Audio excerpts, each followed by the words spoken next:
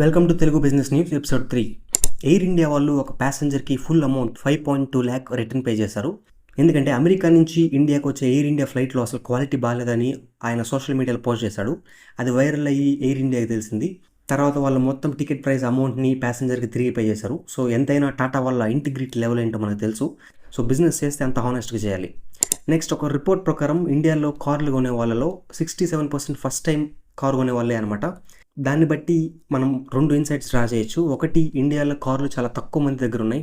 Not more than 8% are 10% కంటే ఎక్కువ మంది దగ్గర ఇండియాలో కార్లు లేవు.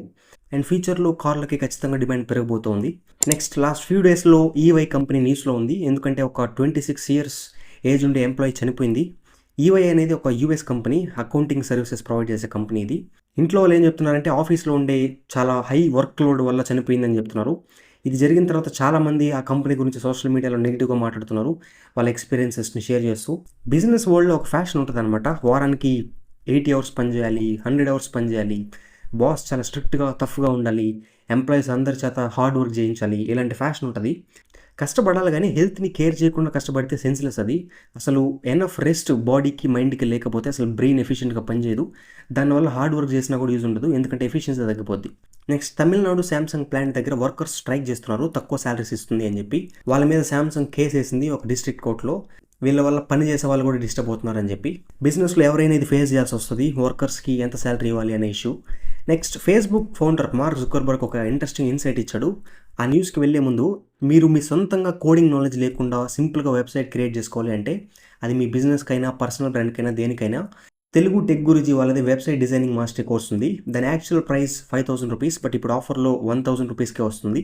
నేను కూడా ఫ్యూచర్లో తెలుగు బిజినెస్ ఛానల్కి వెబ్సైట్ క్రియేట్ చేస్తాను, ఆ కోర్స్ జాయిన్ అయ్యి. సో మీరు కూడా జాయిన్ అవ్వాలంటే ఆ వెబ్సైట్ లింక్ కింద డిస్క్రిప్షన్లో ఇస్తాను, లేదంటే ఫస్ట్ వాళ్ళకి వాట్సాప్ చేయండి, నెంబర్ స్క్రీన్ మీద ఉంటుంది. నెక్స్ట్, మార్క్ జుకర్బర్గ్ రీసెంట్గా ఒక పాడ్కాస్ట్లో ఇంట్రెస్టింగ్ బిజినెస్ స్ట్రాటజీ చెప్పాడు. యాపిల్ కంపెనీ వాళ్ళు చాలా టైం తీసుకొని ప్రోడక్ట్ని బాగా పాలిష్ చేసిన తర్వాత మార్కెట్లోకి తీసుకొని వస్తారు. బట్ మేము దానికి క్లియర్ ఆపోజిట్. మేము ఫాస్ట్గా ప్రోడక్ట్ని మార్కెట్లోకి తీసుకొని వచ్చి తర్వాత యూజర్ ఫీడ్బ్యాక్ని బట్టి ఇంప్రూవ్ చేస్తామని చెప్పాడు. 2 స్ట్రాటజీస్ వర్క్ అవుతాయి అని చెప్పాడు. సో బిజినెస్లో ఒక సింగిల్ స్ట్రాటజీ అనేది ఉండదు, ఇలా మాత్రమే చేయాలి అనేది ఎక్కడ ఉండదు. మీకు సెట్ అయ్యే స్ట్రాటజీ మీకు ఉండాలి. నెక్స్ట్, సెంటీ మిలియనర్స్ మీద ఒక రిపోర్ట్ వచ్చింది. సెంటీ మిలియనర్ అంటే $100 million ఉండేవాళ్ళు, అంటే 800 crores కంటే ఎక్కువ ఉండాలి. మన ఇండియాలో హైయెస్ట్ ముంబై సిటీలో ఉన్నారు, తర్వాత ఢిల్లీ, తర్వాత బెంగళూరులో ఉన్నారు. బెంగళూరులో చాలా ఫాస్ట్గా పెరగబోతున్నారు సెంటీ మిలియనర్స్ నెక్స్ట్ డికేడ్లో అని కూడా చెప్తున్నారు రిపోర్ట్లో. మిలియనీర్ అంటే 8.5 crores ఉండాలి, బిలియనీర్ అంటే 8.5 thousand crores ఉండాలి. నెక్స్ట్, ముఖేష్ అంబానీ కోకోకోలా పెప్సీకి కాంపిటీషన్గా ఒక సాఫ్ట్ డ్రింక్ ని తీసుకొని వస్తున్నాడు, క్యాంపా కోలా అనే పేరుతో. ఇది ఆల్రెడీ 1970s ఆ టైంలో వేరే కంపెనీ వాళ్ళు పెట్టారు. దాని తర్వాత American companies Coca Cola and Pepsi వచ్చిన తర్వాత అది కాంపిటీషన్ తట్టుకోలేక ఫెయిల్ అయిపోయింది. తర్వాత ఆ బ్రాండ్ని రిలయన్స్ ఇండస్ట్రీస్ కొనేసింది. ఇప్పుడు అదే బ్రాండ్తో తక్కువ ప్రైసెస్లో సాఫ్ట్ డ్రింక్స్ని తీసుకొని వస్తుంది రిలయన్స్ ఇండస్ట్రీస్ అని చెప్తున్నారు. సో చూడాలి, జియో లాగా ఇది కూడా ఒక పెద్ద సక్సెస్ అయ్యి కోకోకోలా పెప్సీకి ఒక పెద్ద బ్లో వస్తుందా లేదా అనేది.